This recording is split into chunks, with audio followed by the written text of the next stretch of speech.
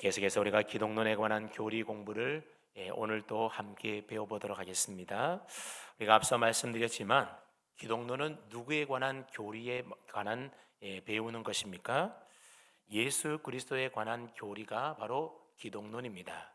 그래서 기독론에서는 그리스도이신 예수님이 어떤 분이시고 또 그리스도께서 어떤 일을 하셨는지에 대해서 우리가 중점적으로 배웁니다. 그동안 우리는 예수 그리스도가 누구이시며 또 어떤 분이신지 그리스도의 인격과 존재성에 대해서 우리가 주로 살펴보았습니다. 그래서 예수님에게 붙여진 칭호들을 통하여 그분이 어떤 분이신지에 대해서 우리가 함께 배웠고요. 또 그리스도의 성육신과 동정녀 탄생이라고 하는 아주 중요한 기독교 교리에 대해서도 우리가 함께 배웠습니다. 또한 예수 그리스도는 완전한 신성을 가지신 100%참 하나님이시고 동시에 완전한 인성을 가지신 100%참 인간이신 신인 교리에 대해서도 우리가 함께 배웠습니다. 그리고 지난 시간에는 예수 그리스도의 신분이 낮아지시고 높아지신 그리스도의 비하와 승기에 관한 교리에 대해서 우리가 함께 배웠습니다. 어떻게 좀 기억이 드문드문 나십니까? 그리스도의 비하가 뭔지 승기가 뭔지 도대체 뭔 말인지 모르겠다 그러면 좀 곤란해지게 됩니다. 혹시 모르신 분들이 계실 것 같아서 우리가 지난 시간에 배웠으니까 잠깐 언급하고 넘어가면 예수님의 자기 낮추심을 그리스도에 비하다 그렇게 말합니다. 예수님께서 하늘 보자 영광을 버리시고 우리 인간의 몸을 입고 이 세상에 오신 성육신과 그리고 고난당하심, 십자가에 달려 죽으심, 그리고 장사되심이 바로 예수 그리스도의 낮아지심 즉 비하입니다. 반대로 예수님께서 다시 영광스러운 신분으로 높아지심이 바로 그리스도의 승비입니다. 그리스도의 승기에는 죽음에서의 부활과 하늘로서의 승천과 그리고 하나님 보좌 우편에 앉아 계심과 그리고 장차 심판주로 이 세상에 다시 오시는 그리스도의 재림이 바로 그리스도의 승기에 관한 내용입니다. 자, 그리고 오늘과 다음 주 2시간 동안에는 예수님께서 그리스도로 어떤 일을 하셨는지 그리스도의 사역에 관한 교리에 대해서 우리가 오늘 함께 배우고자 합니다. 그래서 오늘은 그 중에서도 그리스도의 삼중직에 관한 교리에 대해서 우리가 함께 좀 배워보도록 하겠습니다. 아마 여러분들 중에는 그리스도의 삼중직이라는 말을 처음 들어보신 분들도 계실 겁니다. 이 그리스도의 삼중직이라고 하는 것은 예수님께서 기름 부음을 받은 그리스도로서 감당하신 세 가지 직무, 세 가지 사역을 가리켜서 그리스도의 삼중직이다 그렇게 말을 합니다. 우리가 앞서 배웠던 것처럼 예수님은 그리스도 메시아이지 않습니까? 그래서 예수님에게 공식적으로 붙여진 칭호가 뭔가 하면 바로 그리스도입니다. 그래서 우리가 예수님을 부를 때 예수 그리스도 그렇게 부르는 겁니다. 여러분, 그리스도라는 뜻이 무엇입니까? 기름 부음을 받은 자라는 뜻이 바로 그리스도입니다. 자, 그렇다면 구약시대 때에는 어떤 사람들이 기름 부음을 받았습니까? 하나님께로부터 특별한 사명과 직분을 받아서 그 직무를 감당했던 세 부류의 사람들, 즉 선지자와 제사장과 왕이 기름 부음을 받은 사람들이었습니다. 이들이 기름 부음을 받았다라고 하는 것은 그들이 하나님께로부터 특별히 세움을 받아서 그 직무를 수행하는 자였음을 나타내기 위해서 그들이 기름 부음을 받았던 겁니다. 자, 그런데 구약 시대 때의 기름 부음 받은 자들은 각각 어느 한 가지 직무에 대하여 기름 부음을 받았던 겁니다. 예를 들면 모세는 선지자로, 아론은 제사장으로, 다윗은 왕으로 각각 기름 부음을 받았던 것입니다. 그러니 아무리 기름 부음을 받았다 하더라도 한 사람이 한 가지 직무만을 수행했던 것입니다. 그러나 예수 그리스도는 어떻습니까? 선지자의 직무와 제사장의 직무와 왕의 직무, 이 세 가지 직무를 모두 다 수행하셨기 때문에 그리스도의 삼중직이다, 세 가지 직무다 그렇게 얘기를 하는 겁니다. 그래서 그리스도의 삼중직이라고 하는 말은 예수 그리스도께서 그리스도로서 선지자의 직무와 제사장의 직무와 이 왕의 직무 세 가지 직무를 모두 다 수행하신다라는 의미의 말이 바로 그리스도의 삼중직인 겁니다. 그래서 오늘 그리스도의 삼중직에 대하여 간략한 소개와 더불어서 그리스도의 삼중직이 오늘 우리의 신앙과 삶에 어떻게 연결되는지에 대해서 우리가 함께 살펴봄으로 은혜를 나누도록 하겠습니다. 자, 그리스도의 첫 번째 직무는 바로 선지자의 직무입니다. 여러분, 선지자는 어떤 일을 하는 사람이 선지자입니까?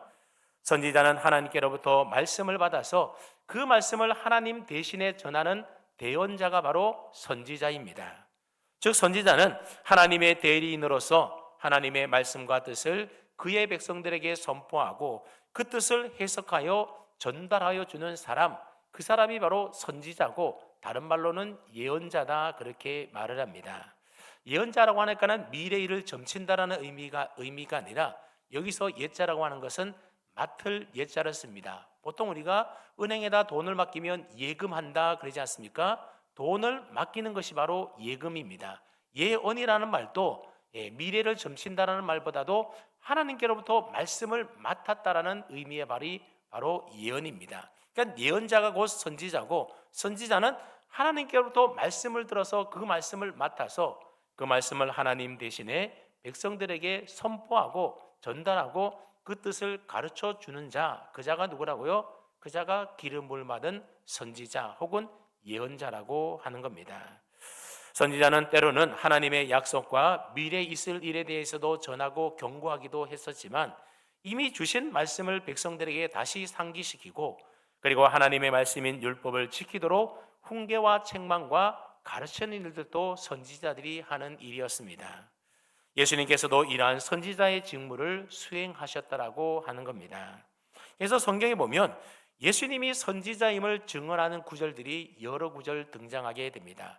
먼저 신명기 18장 15절 말씀을 우리가 좀 주의해서 보아야 되는데, 이 말씀에 보게 되면 내 하나님 여호와께서 너희 가운데 내 형제 중에서 너를 위하여 나와 같은 선지자 하나를 일으키시리니 너희는 그의 말을 들을지니라 그랬습니다. 여기 보면 나라는 사람이 나오는데, 여기서 말하는 나는 누구이겠습니까? 신명기 말씀을 선포하고 있는 바로 모세를 가리키는 겁니다. 다시 말하면 이 신명기 18장 15절 말씀은 모세가 이스라엘 백성들에게 한 예언의 말씀인 겁니다. 그 내용을 보게 되면 장차 앞으로 하나님께서 나 모세와 같은 선지자 하나를 너희에게 세울 것인데 그때 너희는 그의 말을 잘 들으라고 이야기하고 있는 겁니다. 그 다음에 여기서 모세가 말하는 그 선지자는 누구를 가리키는 것일까요? 바로 모세처럼 선지자 직분을 감당하실 예수 그리스도를 가리키는 겁니다. 그래서 신약 성경에 보게 되면 예수님을 가리켜서 신명기 18장 15절에서 모세가 약속한 그 선지자로 예수님을 부르는 장면들이 여러 곳에서 목격이 되어집니다. 예수님 당시의 사람들은 그 선지자라는 단어를 사용하게 되면 그게 무엇을 의미하는지를 이미 다 알고 있었습니다. 왜냐하면 당시의 사람들은 모세가 오시리라고 예언했던 그 선지자를 그들이 기다리고 있었기 때문에 그렇습니다. 그래서 요한복음 16장 14절 말씀해 보게 되면 그 사람들이 예수께서 행하신 이 표적을 보고 말하되 이는 참으로 세상에 오실 누구라고요? 그 선지자라 하더라, 그렇게 말했다라고 하는 겁니다. 사람들이 예수님을 가리켜서 모세가 오리라 약속했던 바로 그 선지자가 누구라는 겁니까? 바로 예수님을 가리켜서 모세가 약속한 그 선지자다, 그렇게 이야기하고 있는 겁니다. 그리고 이 말씀보다도 좀 더 정확한 구절이 바로 사도행전 3장 22절 말씀인데, 베드로가 설교를 하면서 예수님에 대하여 이렇게 표현하고 있습니다. 모세가 말하되 주 하나님이 너희를 위하여 너희 형제 가운데서 나 같은 선지자 하나를 세울 것이니 너희가 무엇이든지 그의 모든 말을 들을 것이라. 이 말은 베드로가 했던 설교의 내용입니다. 누구를 가리켜서 설교했겠습니까? 예수님에 대하여 설교하면서 이 말을 했던 겁니다. 다시 말하면 베드로 역시도 신명기 모세의 말씀을 그대로 인용하면서 오시리라 약속하신 선지자가 바로 예수 그리스도라는 것을 지금 증언하고 있는 것입니다. 뿐만 아니라 예수님 역시도 자신을 가리켜서 선지자라고 말씀하셨습니다. 누가복음 13장 33절 말씀해 보게 되면 그러나 오늘과 내일과 모레는 내가 갈 길을 가야 하리니 선지자가 예루살렘 밖에서는 죽는 법이 없느니라. 예수님이 그렇게 말씀하셨습니다.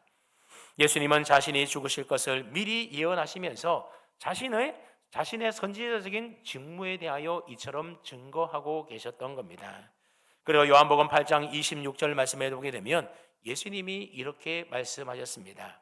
내가 너희에 대하여 말하고 판단할 것이 많으나 나를 보내신 이가 참되심에 내가 그에게 들은 그것을 세상에 말하노라 그랬습니다. 여러분, 선지자는 어떤 사람이 선지자라고 했습니까? 자기 말을 하는 사람이 아니라 하나님께 들은 말씀을, 하나님께 맡은 말씀을 세상에 또 백성들에게 말하고 전하는 자가 바로 선지자다 그랬습니다. 예수님께서는 내가 하나님께로부터 들은 그것을 세상에게 말한다, 전한다 그렇게 말하고 있습니다. 그렇습니다. 예수님 역시도 내가 하나님께 들은 그것을 세상에게 말한다 하시면서 선지자의 직무를 수행하고 계셨음을 말씀하고 있는 겁니다. 그리고 이와 비슷한 말씀이 신약 성경에 여러 곳에 기록되어 있는데 딱 하나만 우리가 더 찾아보면 요한복음 12장 49절로 50절 말씀해 보면 이렇게 말씀하고 있습니다. 내가 내 자의로 말한 것이 아니요 나를 보내신 아버지께서 내가 말할 것과 이룰 것을 친히 명령하여 주셨으니 나는 그의 명령이 영생인 줄 아노라. 그러므로 내가 이르는 것은 내 아버지께서 내게 말씀하신 그대로니라 그랬습니다. 여러분, 이것은 바로 예수님의 선지자적인 직무에 대하여 가장 강력한 증거를 나타내 주는 구절이라는 겁니다. 여러분, 예수님이 하신 말씀은 예수님 스스로 자의적으로 하는 말이 한마디도 없었다는 겁니다. 다 누구께로부터 받은 말씀이라는 겁니까? 하나님께로부터 받은 하나님의 말씀을 내가 그대로 전하는 것이다. 이게 무슨 사명입니까? 선지자로서의 사명을 예수님이 그 직무를 감당하셨다는 겁니다. 그 밖에도 예수님께서는 모든 도시와 마을을 두루 돌아다니면서 회당에서 율법을 가르치시고 천국 복음을 전하고 가르치셨습니다. 물론 예수님께서 이 땅에 오셔서 수많은 능력으로 이적들을 보여주시고 많은 병자들을 고쳐주시는 일들도 또한 하셨습니다. 그런데 예수님의 공생의 사역의 중심적이고 핵심적인 내용이 무엇입니까? 그것은 바로 천국 복음을 전파하는 것과 하나님의 말씀을 가르치는 선지자 직무를 예수님이 공생의 기간 동안 가장 중심적으로 했다라는 겁니다. 그 일을 하시면서 불쌍히 여겨서 병든 병자들을 고쳐주기도 하고 때로는 이적을 행하기도 하고 하셨던 것이지, 예수님의 공생의 사역의 중심 핵심은 바로 선지자로서 하나님의 말씀을, 하나님의 천국 복음을 가르치고 전파하는 일이었다라고 하는 겁니다. 그리고 그 말씀을 듣고 회개하고 돌이켜서 예수님을 믿기로 작정한 자들에게는 하나님께서 구원의 은혜를 베풀어 주시도록 했던 겁니다. 여러분, 오늘 우리들도 하나님 나라 백성으로서 하나님의 말씀에 집중하는 삶을 우리들이 살아가야 하는 겁니다. 그래서 하나님의 말씀을 읽고 하나님의 말씀을 묵상하는 일에 우리는 최선을 다해야 하는 것입니다. 그리고 성경 공부나 설교 말씀을 통해서 하나님을 더 깊이 이해하고 하나님의 말씀을 배우는 일에 우리는 게으르지 말고 더 힘써야 하는 겁니다. 왜냐하면 우리가 하나님의 말씀대로 살아갈 때에만 하나님의 은혜와 복이 우리 가운데 임하기 때문에 그렇습니다. 물론 지금 우리가 살아가는 이 시대에는 선지자가 없습니다. 대신 정황무한 하나님의 계시의 말씀인 정경 66권이 오늘 저와 여러분에게는 이미 확정적으로 주어져 있는 겁니다. 그러면 오늘날 누군가가 내가 선지자다, 내가 사도다 그렇게 주장하는 사람이 있다고 한다면 그런 사람은 다 이단이고 거짓 선지자들이라는 겁니다. 그래서 가끔 이단들 가운데 보면 자신들이 사도다고 선지자라고 주장하는 사람들이 종종 있는데 굉장히 주의해야 하는 겁니다. 그런 사람 말 듣고 함부로 따라다니다가는 정말 큰일 날 수가 있다라고 하는 거죠. 그럼에도 불구하고 예수님을 따르는 주님의 제자된 우리는 어떤 역할을 감당하며 살아야 되는가 하면 바로 예수님처럼 선지자 역할을 감당하며 우리들이 살아가야 되는 겁니다. 이 말에 대해서 우리는 오해하지 말아야 됩니다. 우리가 선지자다 그런 말이 아니라 주님을 따르는 제자로서 예수님을 닮아 선지자 역할을 감당하며 살아야 한다는 겁니다. 그래서 하나님께로부터 직통 계시를 받아서 사람들에게 전하는 그런 선지자는 여러분 이제는 더 이상 있을 수가 없다라고 하는 겁니다. 대신 하나님이 주신 교회 공동체 질서 안에서 하나님이 우리에게 가르쳐 주신 성경 66권 이 진리의 말씀을 우리는 믿지 않는 자들에게 가르치고 전하고 선포하는 자들이 되어야 한다는 겁니다. 그래서 가정에서 부모 세대가 자녀에게 하나님의 말씀을 가르치고 대언하고 증언하는 이 선지자적인 사명을 감당해야 하는 것입니다. 또 먼저 예수님 믿은 우리가 아직도 예수님을 믿지 않는 자들에게 찾아가서 하나님의 말씀을 전하고 가르치는 이 선지자적인 사명을 우리 또한 감당하며 살아야 하는 겁니다. 그렇게 저와 여러분 모두가 예수님을 닮아서 선지자적인 사명을 잘 감당하여 그렇게 주님의 복음을 전하고 가르치는 그런 자들이 다 될 수 있기를 축복합니다. 아멘. 그리스도의 삼중직 두 번째 직무는 뭔가 하면 바로 제사장의 직무입니다. 앞서 살펴봤던 선지자의 직무가 사람들 앞에서 하나님의 말씀을 대언함으로써 하나님을 대신하는 사역이 바로 선지자 사역이었다라고 한다면, 이제는 반대로 이 제사장의 직무라고 하는 것은 하나님 앞에서 사람을 대표하는 사역이 바로 제사장 사역 직무라고 하는 겁니다. 자, 그렇다면 여러분, 제사장은 어떤 일을 하는 사람이 제사장입니까? 제사장은 인간을 대표해서 하나님 앞에 나아가 인간이 지은 죄를 대속하기 위하여 희생 제사를 하나님 앞에 드리고, 또 백성들을 위하여 중보 기도를 드리며 또 하나님의 복을 선포하는 사람이 바로 제사장입니다. 그러니까 제사장이 하는 가장 중요한 일은 그 가운데서 무엇이겠습니까? 죄인들을 대신하여 하나님 앞에 나아가 희생 제사를 드림으로 하나님과 죄인 사이에 화목을 이루는 중보자의 역할을 감당하는 사람이 바로 제사장이라는 겁니다. 그래서 이스라엘 백성들이 자신들의 삶 가운데 회개할 일이 있을 때라든지, 또는 하나님 앞에 감사할 일이 있을 때라든지, 또는 하나님 앞에 서원할 일들이 있을 때에 누구에게 찾아 나아갔습니까? 바로 제물을 들고 하나님과 우리 인간 사이의 중보자가 되는 제사장께로 나아갔던 겁니다.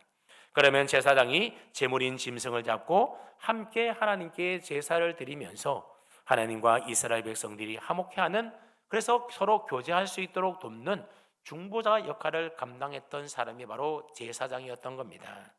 자, 이런 면에서 볼 때 제사장의 역할이라고 하는 것은 굉장히 중요한 것 아니겠습니까? 제사장이 없으면 백성들이 죄를 사함을 받지가 못하고 하나님과 교제할 수가 없고 하나님으로부터 죄 사함을 받을 수가 없게 되는 겁니다. 그러니까 제사장의 역할이 굉장히 중요한 것이죠. 다만 구약시대 대제사장이라고 하는 것은 그리스도의 모형에 불과하기 때문에 좀 아쉬운 점이 있기는 하다는 겁니다. 그 아쉬운 점이 무엇인가 하면 백성들 개개인이 하나님 앞에 자유롭게 나아갈 수가 없었고, 오로지 제사장을 통해서만 하나님을 만날 수가 있고 하나님과 교제할 수 있는 이런 불편함이 있었다라고 하는 겁니다. 오늘 우리 각자가 하나님께 나가서 기도도 하고 하나님께 예배도 드리고 하나님과 만나서 교제할 수 있지만, 구약 시대 때는 그게 불가능했다라고 하는 겁니다. 오직 제사장을 통해서만 우리가 제사함을 받고 제사장을 통해서만 하나님과 교제하고 하나님께 예배드릴 수가 있는 그런 불편함이 있었다라는 겁니다.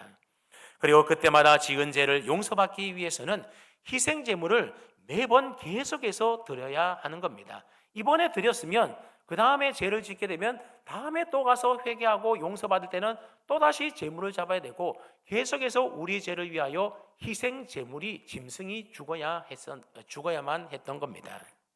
그러니 상당히 불편한 점이 많았던 것이죠. 근데 성경은 예수 그리스도께서 영원하신 우리의 대제사장이다, 그렇게 성경은 말씀하고 있습니다. 예수 그리스도와 구약의 제사장 사이에는 커다란 차이가 있습니다. 구약의 제사장은 희생 제물로 짐승이 필요해서 짐승을 통하여 하나님 앞에 나아갔지만, 그러나 예수 그리스도는 자신이 대제사장이면서 동시에 희생 제물이 되셨다라는 겁니다.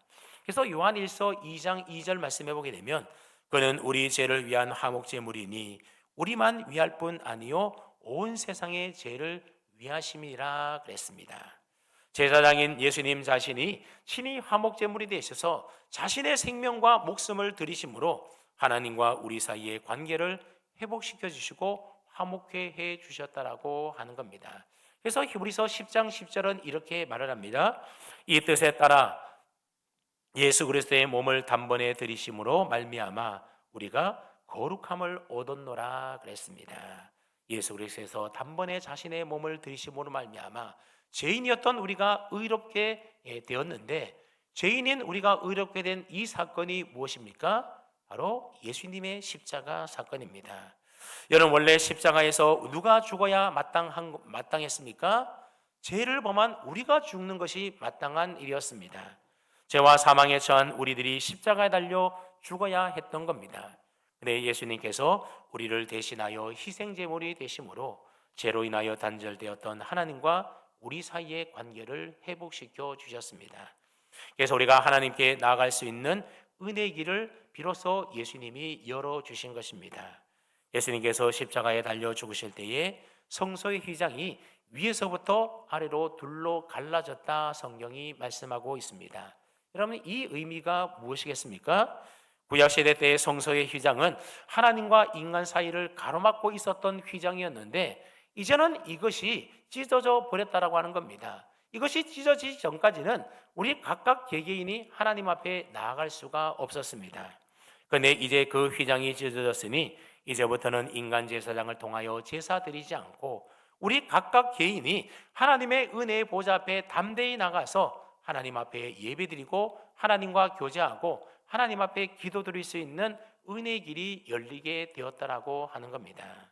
대제사장이신 예수님의 죽으심으로 말미암아 더 이상의 희생제물이 필요치 않게 되었고, 제사장을 거치지 않아도 예수님의 이름으로 하나님 앞에 나아가서 예배하고 기도하고 교제하며 사귈 수 있게 된 것입니다.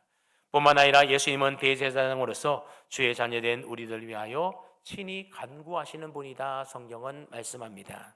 여러분, 요한복음 17장에 보게 되면 예수님께서 돌아가시기 전에 제자들과 우리 믿는 성도들을 위하여 중보하며 기도하신 내용이 기록되어 있습니다. 그래서 우리는 예수님의 이 기도를 가리켜서 대제사장적인 기도다 그렇게 부르고 있습니다. 지금도 예수님은 하나님 보좌 우편에서 우리가 악에 빠지지 않도록 진리 안에 거하며 살아가도록, 주님이 계신 곳에 우리도 함께 그곳에 거하도록, 그래서 우리도 친히 주님의 영광을 볼 수 있도록 우리를 위하여 친히 간구하고 계시는 분이 바로 우리 주님이시라고 하는 겁니다. 이처럼 예수 그리스도는 하나님과 우리 사이에 영원한 중보자이신 대제사장이 되신다라고 하는 겁니다. 특별히 히브리서에 보게 되면 예수 그리스도께서 우리의 대제사장이 되심을 증언하는 여러 구절이 등장합니다. 시간상 다 살펴보기는 어렵고 우리가 몇 구절을 한번 먼저 살펴보게 되면, 먼저 히브리서 4장 14절 우리 한번 읽어볼까요? 시작.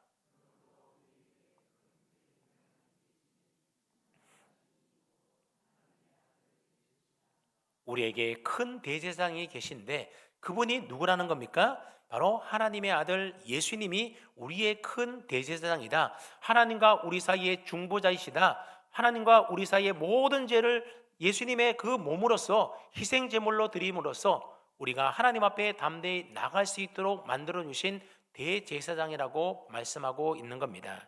또 히브리서 6장 20절 말씀에도 보면, 그리로 앞서 가신 예수께서 멜기세덱의 반차를 따라 영원히 대제사장이 되어서 우리를 위하여 들어가셨느니라 그랬습니다. 이렇게 명확하게 성경은 예수님이 우리의 대제사장임을 밝히고 있습니다. 이처럼 성경은 예수님이 대제사장이라는 사실을 직접적으로 언급하고 있는 내용이 있는가 하면, 그러나 제사장이나 대제사장이라는 이런 단어는 없지만 예수님의 제사장적인 직무를 충분히 암시해주고 있는 구절들도 성경에 많이 기록되어 있습니다. 그 중에 하나가 우리가 잘 알고 있는 마가복음 10장 45절 말씀입니다. 인자가 온 것은 섬김을 받으려 함이 아니라 도리어 섬기려 하고 자기 목숨을 많은 사람의 대속물로 주려 함이니라 그랬습니다. 여러분, 예수님이 이 세상에 오신 목적이 무엇이라는 겁니까? 자기 목숨, 자기 생명을 많은 사람의 대속물로, 희생제물로, 화목제물로 주시기 위하여, 즉 대제사장이 되시기 위하여 이 세상에 오셨다라고 말씀하고 있는 겁니다. 또 고린도전서 5장 7절 말씀에도 보면, 너희는 누룩 없는 자인데 새 덩어리가 되기 위하여 묵은 누룩을 내버리라. 우리의 유월절 양 곧 그리스도께서 희생되셨느니라 그랬습니다. 예수님께서는 유월절 어린 양처럼 우리를 위하여 희생하심으로 말미암아 우리의 모든 죄가 다 사라지고 우리가 하나님 앞에 담대히 나가 교제할 수 있도록 예수님이 대제사장적인 직무를 감당해 주셨던 겁니다. 그 외에도 베드로전서 2장 24절이나 로마서 3장 24절로부터 25절, 또 로마서 5장 6절로 8절, 요한복음 3장 14절로 15절, 여러 곳에 이런 내용들이 많이 기록되어 있습니다. 특별히 우리가 잘 알고 있는 베드로전서 2장 9절 말씀에 보면 이런 말씀이 기록되어 있습니다. 너희는 택하신 족속이요 왕 같은 제사장들이요 거룩한 나라요 그의 소유가 된 백성이다 말씀하고 있습니다. 오늘 저와 여러분들을 가리켜서 뭐라고 말합니까? 왕 같은 제사장이다, 제사장이라고 말씀하고 있다라는 겁니다. 그래서 루터는 모든 믿는 자들이 바로 만인 제사장이다 그렇게 말했던 것입니다. 그러므로 오늘 저와 여러분들도 제사장의 역할을 감당하며 살아야 하는 것입니다. 어떻게 감당하겠습니까? 하나님과 세상을 화목시키는 일을 하는 것이 바로 제사장이 하는 일인데 그 일을 오늘 우리들도 감당하며 살아야 한다는 겁니다. 그래서 아직도 예수님을 몰라서 죽어가는 영혼들에게 주님의 복음을 전하여 하나님과의 관계를 회복시켜주는 그 중보자적인 역할을 우리가 감당해야 하는 겁니다. 그리고 그 사람들이 예수님의 복음을 듣고 꼭 예수 믿고 하나님과 화목하게 살아가도록 우리는 그들을 위하여 중보하며 기도하는 사명을 감당해 나가야 하는 것입니다. 그것이 바로 왕 같은 제사장으로서 우리가 해야 될 사명인 것입니다. 그리고 이제 마지막 세 번째로 그리스도의 삼중직 세 번째 직무는 왕으로서의 직무입니다. 여러분 구약시대 때의 왕이라고 하는 것은 한 나라를 다스리는 통치자였지 않았습니까? 근데 이 왕의 통치의 권세는 왕에게서 스스로 난 것이 아니라 하나님께로부터 위임을 받은 것이었습니다. 그러므로 왕은 나라를 자기 마음대로 다스리면 안 되고 하나님께 위임받은 왕의 권세를 가지고 하나님의 말씀과 뜻대로 나라와 백성들을 통치하고 다스려야만 마땅했습니다. 그러한 왕의 통치를 받으면 백성들이 하나님의 은혜로 잘 살게 되어서 하나님 안에서 평안과 복을 누리게 되었던 겁니다. 그래서 다윗과 솔로몬 왕과 같이 하나님을 사랑하고 하나님의 말씀대로 다스리던 왕 때에는 하나님이 그 나라를 강성하고 풍성하게 만들어 주었습니다. 백성들도 먹고 살 걱정 그렇게 많이 하고 살지 않았습니다. 하나님이 지키시고 하나님이 도와주시고 하나님이 그 나라를 보호해 주시니 그 나라가 안전했던 겁니다. 그러니 왕의 직무라는 것이 얼마나 중요했겠습니까? 예수님은 그리스도로서 왕의 직무를 수행하신다라는 겁니다. 즉 그리스도는 성부 하나님으로부터 모든 권세를 받아서 교회와 온 우주 만물을 통치하고 다스리시는 만왕의 왕이신 것입니다. 그래서 예수님의 왕권은 크게 두 가지로 나눌 수가 있는데 하나는 영적 왕권이고 또 하나는 우주적 왕권입니다. 영적 왕권이라고 하는 것은 교회의 머리로서 자신의 몸인 성도와 교회를 위한 영적인 통치를 하시는 분을 가리키는 말입니다. 즉 예수님께서는 영적 왕권을 가지시고 그분의 백성들의 마음을 그분의 말씀과 또 성령을 통하여 다스리고 통치하고 계신다라고 하는 겁니다. 오늘 저와 여러분들은 모두 다 예수님을 머리로 삼는 예수님의 몸된 지체들이지 않습니까? 그러면 우리는 머리 되시는 예수님의 말씀과 뜻을 그 다스림을 받으며 살아야 되는 겁니다. 그래서 우리 믿음의 성도들은 우리의 왕이 되신 그리스도의 말씀과 뜻에 순복하며 살아가야 하는 겁니다. 여러분 손과 발이 머리의 뜻대로 따르지 않으면 어떻게 되겠습니까? 그러면 그 엉망이 되고 말게 되는 것이죠. 그러므로 믿음으로 살아가는 우리 성도들은 항상 교회의 머리 되시는 주님의 다스림과 통치 아래 살아가야 하는 것입니다. 그렇게 살아갈 때에 주님은 우리의 머리 되시고 우리는 주님의 몸인 교회가 되는 것입니다. 예수님의 왕권 두 번째는 바로 우주적인 왕권입니다. 우주적 왕권이라고 하는 것은 세상 만물이 그리스도의 발 아래 통치 아래 있다라는 뜻으로 예수님은 온 세상 만물을 지으시고 다스리시고 섭리하시고 통치하고 계시는 만왕의 왕이시라는 의미의 말입니다. 그래서 에베소서 1장 22절은 이렇게 말합니다. 또 만물을 그의 발 아래 복종하게 하시고 그를 만물 위에 교회의 머리로 삼으셨느니라 그랬습니다. 예수님은 그분이 갖고 계신 우주적인 왕권으로 교회뿐만이 아니라 이 세상 역사와 온 우주 만물까지도 다 다스리시고 통치하시고 하나님의 뜻 가운데로 섭리로 인도해 가고 계신다라는 겁니다. 이것이 바로 우주적 왕권인 것입니다. 이처럼 예수님은 영적인 왕권과 우주적 왕권을 모두 다 갖고 계신 만왕의 왕이신 분이 바로 우리 주님이십니다. 이제 성경 속에서 예수님의 왕 되심에 대해서 우리가 한번 찾아보겠는데요. 먼저 시편 2편 보게 되면 이 시편 2편은 메시아 창가라는 별명이 붙어 있는데 신약에서는 이 시를 가리켜서 예수 그리스도의 왕권과 승리를 설명하는데 가장 많이 인용하고 있는 시편이 바로 시편 2편의 내용입니다. 이 시편 2편 6절 말씀해 보게 되면 내가 나의 왕을 내 거룩한 산 시온에 세웠다 하시리로다 그랬습니다. 여러분, 이 왕이 누구를 가리키는 것이겠습니까? 바로 장차 메시아로 오실 예수 그리스도를 가리키고 있는 겁니다. 오실 예수님을 바로 나의 왕이라고 표현하고 있습니다. 그리고 9절 말씀해 보게 되면 내게 철장으로 그들을 깨트리며 질그릇같이 부수리로다 그랬습니다. 새 지팡이로 그들을 깨트리고 그것이 질그릇같이 부서지라고 하는 이 표현은 왕권의 절대성과 경고성을 나타내고는 의미의 말입니다. 이처럼 이미 구약 성경에서 오실 예수님에 대하여 왕으로 표현하고 있다는 겁니다. 또한 마태복음 2장 2절 말씀해 보면 동방박사들이 별을 보고 따라와서 어떻게 이야기하는가 하면 유대인의 왕으로 나신 이가 어디 계시냐, 우리가 동방에서 그의 별을 보고 그에게 경배하러 왔노라 그랬습니다. 예수님은 이 땅에 왕으로 오셨다라고 하는 겁니다. 또 누가복음 1장 32절로 33절 말씀해 보게 되면 천사가 마리아에게 수태고지를 하면서 이렇게 이야기를 합니다. 그가 큰 자가 되고 지극히 높으신 이의 아들이라 일컬어질 것이요 즉 하나님께서 그 조상 다윗의 왕위를 그에게 주시리니 영원히 야곱의 집을 왕으로 다스릴 것이며 그 나라가 무궁하리라 그랬습니다. 마리아에게 태어날 아기가 누구라고 하는 겁니까? 다윗의 왕권을 이어받은 왕으로 오실 분이라고 천사가 마리아에게 그렇게 이야기하고 있습니다. 또한 마가복음 1장 1절 말씀에 오게 되면 하나님의 아들 예수 그리스도의 복음의 시작이다 그렇게 마가복음이 시작하고 있습니다. 마가는 예수 그리스도를 뭘로 표현하고 있는가 하면 복음이라는 말로 표현하고 있습니다. 근데 이 복음이라고 한 말이 헬라어 단어로 유앙겔리온이라는 단어를 쓰고 있는데 마가가 예수 그리스도를 복음이라고 표현하는 것은 당시로서는 굉장히 파격적인 일이었습니다. 왜냐하면 로마가 지배하던 당시에 이 유앙겔리온이라고 하는 이 복음이라고 하는 단어는 누구에게만 사용되던 단어였는가 하면 바로 로마 황제에게만 사용되던 단어였다라고 하는 겁니다.